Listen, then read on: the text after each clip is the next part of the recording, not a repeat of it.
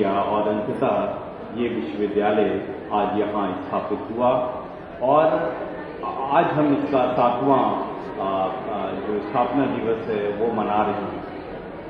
7 वर्ष की आयु किसी भी विश्वविद्यालय के लिए कोई बहुत बड़ी आयु नहीं होती। काशी हिंदू विश्वविद्यालय जैसे विश्वविद्यालय हैं जो 1916 में स्थापित हुए थे और महात्मा गांधी केंद्रीय विश्वविद्यालय 2016 में स्थापित हुआ।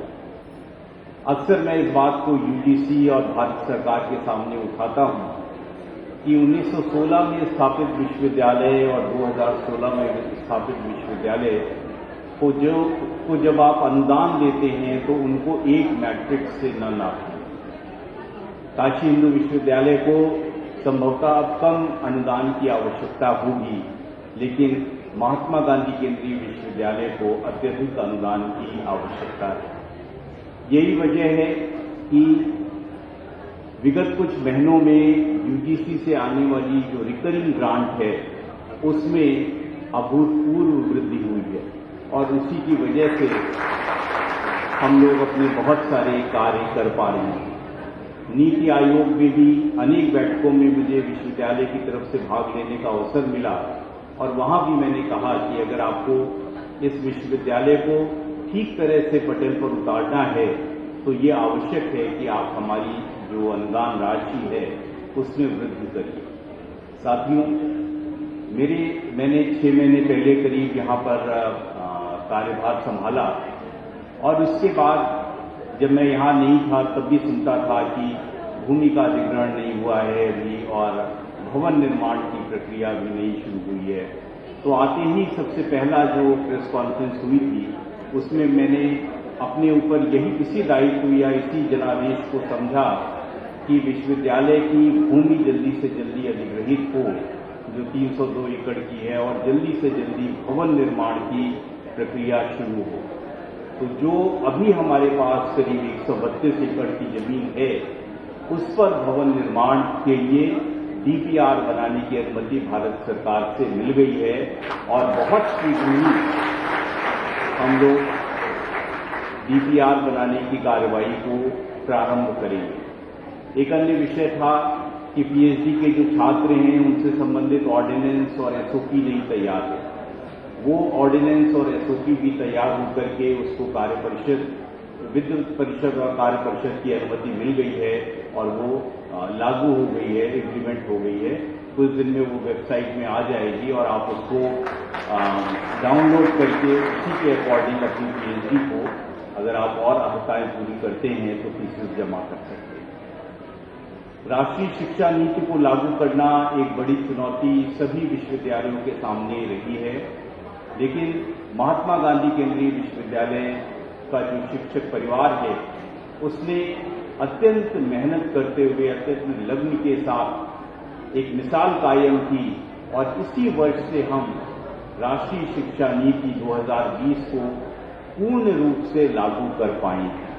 कुछ चीजें हैं जहाँ पे फीजिबिलिटी कम थी तो वो धीरे धीरे आएंगी, लेकिन जो हमारे पास संसाधन थे उन संसाधनों के अंतर्गत हमने अधिकांश जो भाग थे भारतीय शिक्षा नीति के उसको इम्प्लीमेंट कर दिया है।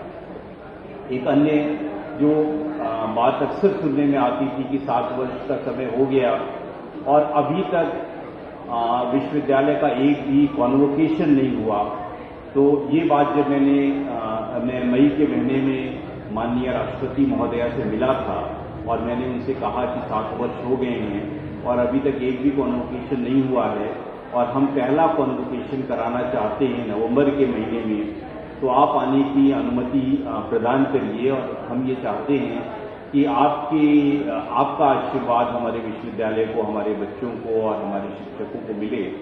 तो सिद्धांततः उन्होंने उसको स्वीकार किया और कहा कि अभी तो बहुत समय है और आप हमारे कार्यालय के संपर्क में रहिएगा और मैं मोतिहारी आऊंगी।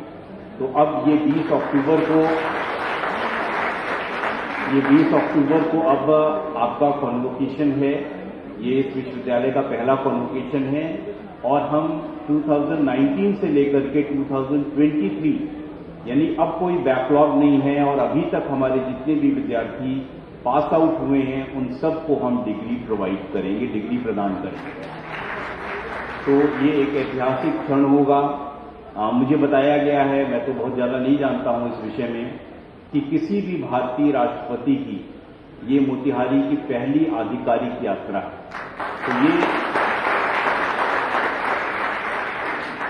ये भी बहुत महत्वपूर्ण बात है इस नगर के लिए, और इसका जो सूत्र बना है वो महात्मा गांधी केंद्रीय विश्वविद्यालय है।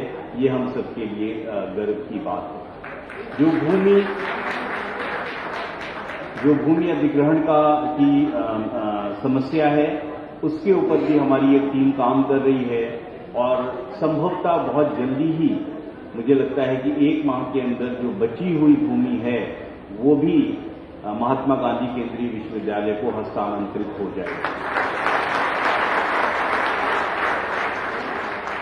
जैसा माननीय सांसद महोदय ने कहा कि 20 विभाग हैं और करीब 120 शिक्षक हैं, हमारे 1500 छात्र हैं। तो इन सब के ये सब हमारा मिलकर के एक परिवार होता है, परिवार बनता है, और इस परिवार के सतत प्रयास से ही हम इस विश्वविद्यालय को नई ऊंचाइयों तक ले जाएंगे, ऐसा मेरा संकल्प है। और मैं जानता हूं कि मेरे इस संकल्प में आप भी शामिल हैं, और बिना आपके योगदान के इस संकल्प का कोई अर्थ नहीं है। मैं प्रोफेसर रिपुसूदन श्रीवास्तव जी का, जो कि बीएन मंडल विश्वविद्यालय मधेपुरा के कुलपति रहे हैं, बहुत वरिष्ठ हैं, और आपने अनेक देशों की, जैसा आपने बताया, यात्रा की। अपने विषय में दर्शन शास्त्र में आपका महत्वपूर्ण स्थान है, और अभी हमारे यहाँ दर्शन शास्त्र का विभाग नहीं है, लेकिन बहुत शीघ्र ही हम लोग दर्शन शास्त्र के विभाग को भी अपने विश्वविद्यालय में स्थापित करेंगे, क्योंकि ज्ञान की आधुनिक समय में जो ज्ञान की उत्पत्ति है वो दर्शन शास्त्र से ही मानी जाती है।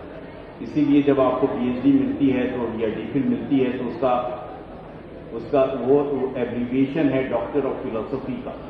तो जितने ज्ञान हैं उनका क्षेत्र जो है वो दर्शन शास्त्र को ही माना गया है। तो सर, आप आए हमारे बीच में, आपने लोगों को आशीर्वाद अपना दिया, तो इसके लिए हम बहुत बहुत आपके आभारी हैं। और आने वाले समय में अनेक विश्वविद्यालय की समितियां हैं जिनमें हम लोग चाहेंगे कि आप अपना योगदान दें, आप उसके सदस्य रहें। तो आप सब निरंतर आते रहें और हम लोगों को आशीर्वाद देते रहें।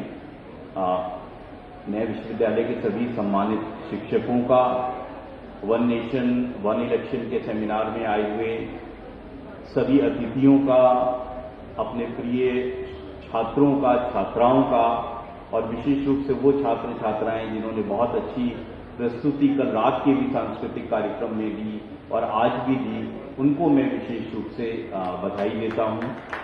प्रोफेसर प्रसून दत्त सिंह जी, जो कि इस कल से जो ये स्थापना दिवस का कार्यक्रम चल रहा है, कल से शाम से, और आज सुबह भी आपने देखा कि हवन हुआ और उसके बाद ये कार्यक्रम हुआ, इसके सूत्रधार वही हैं। उनको भी मैं बहुत बहुत धन्यवाद देता हूं, बधाई देता हूं सफल संचालन के लिए। प्रोफेसर पाल भी हमारे साथ हैं, उनको भी मैं बहुत धन्यवाद देता हूं। विश्वविद्यालय प्रशासन की तरफ से सभी मल्टीटास्किंग के स्टाफ, सभी हमारा जो ऑफिस के लोग हैं, मीडिया के लोग हैं, सभी बहुत बहुत धन्यवाद और बधाई के पात्र हैं। और इस 7वें स्थापना दिवस को हम लोग इस हॉल में बना रहे हैं, और ये हॉल भी अभी कुछ दिन पहले ही डेकोरेट होकर के और इसकी फर्निशिंग की गई है और ये तैयार है। तो आने वाले समय में आप देखेंगे कि परिवर्तन आपको बहुत तेजी से होता हुआ दिखाई देगा।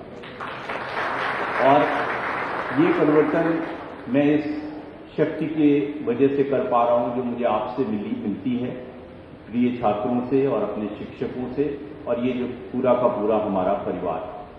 तो मैं इस स्थापना दिवस के 7वें स्थापना दिवस के अवसर पर फिर से आपको बहुत बहुत बधाई और शुभकामनाएं देता हूं।